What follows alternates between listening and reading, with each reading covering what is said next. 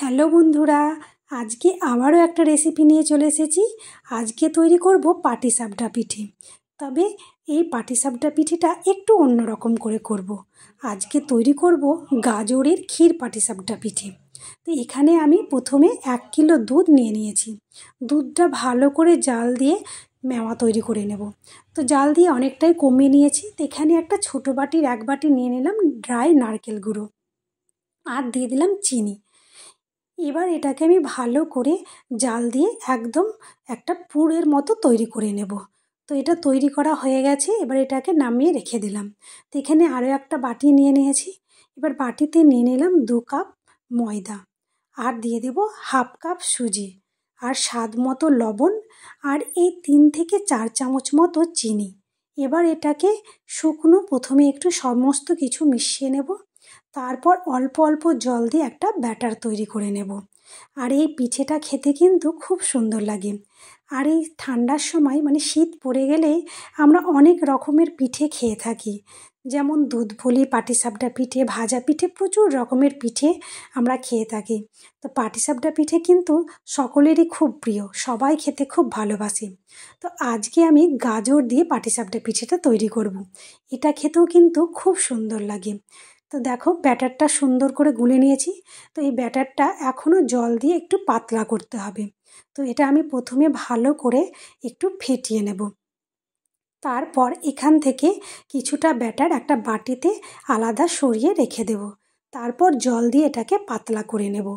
যেটা সরিয়ে রাখলাম সেটার মধ্যে গাজর দিয়ে ভালো করে, গাজরের যে মানে রসটা আছে সেটা দিয়ে মিশিয়ে নেব, জুস বের করে। তো এটাতে এখন আমি জল দিয়ে এটাকে একটা পাতলা ব্যাটার তৈরি করে নেব। এত গাঢ় ব্যাটারে তো পাটিসাপটা পিঠে সুন্দর হবে না, তাই জল দিয়ে একটু পাতলা করে নিলাম। তো ব্যাটারটা ঠিকঠাকভাবে গুলে নিয়েছি। এবার আমি এখানে একটা বড় সাইজের গাজর নিয়ে নিয়েছি। গাজরটা চোকা ছিলে ভালো করে ধুয়ে নিয়েছি। তো গাজরটা গ্রেট করে নিচ্ছি। তোমরা যদি চাও তাহলে একটা মিক্সিতেও তোমরা একটু মানে ঘুরিয়ে নিতে পারো।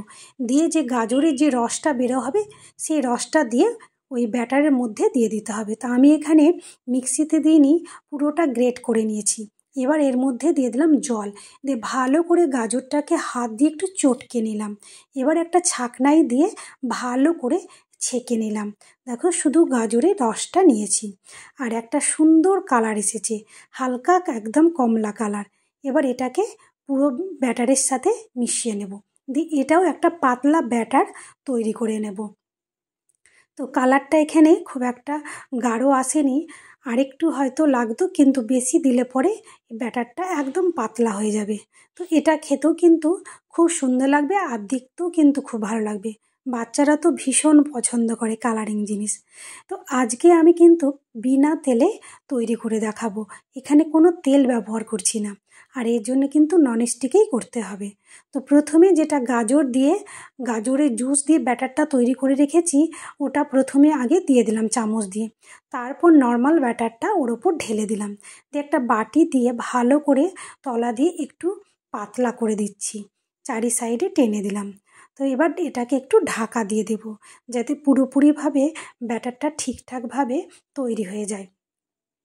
তো দেখো এটা শুকিয়ে গেছে, দেখেই বুঝতে পারছো। এবার যে ক্ষীরটা তৈরি করে রেখেছি সেই ক্ষীরটা এর মধ্যে দিয়ে দেব, দিয়ে ভালো করে একটা খুন্তি দিয়ে এটাকে রাউন্ড করে ঘুরিয়ে নেব। তো খুন্তির মুখটা যেহেতু একটু মোটা, তাই উল্টাতে একটু অসুবিধে হচ্ছে, তাই আমি একটু হাত দিয়ে ধরেছিলাম। তো দেখো কালারটা কত সুন্দর এসেছে, একদম হলুদ লাগছে এখানে। তো এই পাটিসাপটাটা খেতে কিন্তু খুবই সুন্দর লাগে, আর বাচ্চারা ভীষণ পছন্দ করে এই কালারের জন্য, 2 রকম কালার। তো তোমরা যদি চাও তাহলে শুধু গাজরের জুস দিয়েও কিন্তু ব্যাটারটা গুলে নিতে পারো, নর্মাল ব্যাটার দেওয়ার দরকার নেই, ওটা দিয়েই শুধু পাটিসাপটা তৈরি করতে পারো। তবে এটা দেখতে বেশি ভালো লাগে, আর বাচ্চারা এটা বেশি খেতে পছন্দ করে, তাই আমি এইভাবে করেছি। তো তোমাদের এই রেসিপি ভালো লেগে থাকলে অবশ্যই একটা লাইক করে দেবে, আর কমেন্ট করে জানাবে কেমন হয়েছে। আর যারা এখনও আমার চ্যানেলটি সাবস্ক্রাইব করোনি, চ্যানেলটিকে সাবস্ক্রাইব করে দেবে। আর যারা ফেসবুক থেকে দেখছো একটা ফলো করে দেবে। তো প্রথমেতে একটা পাটিসাপটা পিঠে করে দেখিয়ে দিয়েছি, তো আর একটা পাটিসাপটা পিঠে তোমাদেরকে করে দেখাচ্ছি। যেইভাবে প্রথমে করেছিলাম ঠিক সেইভাবেই এটাকেও করে নিলাম। তো একে একে এইভাবে সমস্ত পিঠেই করব। তোমাদেরকে বেশ কয়েকটা পিঠে তৈরি করে আমি দেখিয়ে দিচ্ছি যে কোনো তেল না দিয়েও সুন্দরভাবে কিন্তু এই পাটিসাপটা পিঠে তৈরি করা যায়। তো আবারও দেখো আমি যেটা গাজরের রস দিয়ে গুলে রেখেছিলাম সেই ব্যাটারটা প্রথমে চামচ দিয়ে একটু গোল করে ঘুরিয়ে দিয়ে দিলাম যাতে ডিজাইনের মতো সুন্দর হয়। এবার উপর থেকে যে নর্মাল ব্যাটারটা গুলে রেখেছি সেই ব্যাটারটা দিয়ে দিলাম।